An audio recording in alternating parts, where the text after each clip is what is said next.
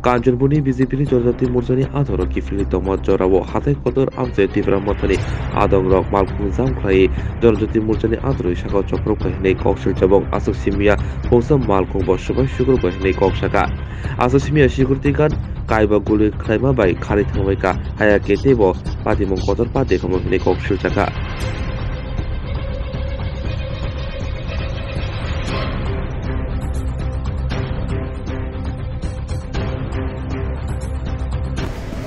कंचनपुर से लौटते समय ये जो है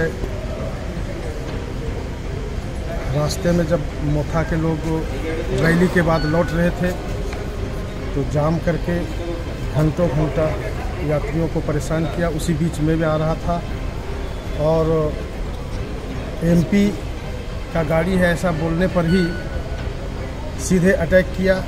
हमारे साथ में प्रदेश अध्यक्ष विकास देव वर्मा जी थे और विद्युत देव वर्मा जी थे, बत्तीराम त्रिपुरा जी थे। ये कैसे किस्मत ठीक था कि वो गाड़ी निकल गया। एक गाड़ी जो बोलेरो है उसको पूरा तोड़ फोड़ कर दिया और हम लोग निकल गए।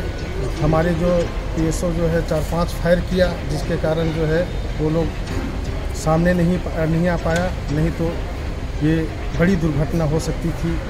ये त्रिपुरा के अंदर त्रिपुरा मुखा के लोगों ने अभी से जो है गुंडागर्दी प्रारंभ कर दिया है। ये जनहित की बात तो नहीं बल्कि जनता को परेशान करने का काम कर रहा है।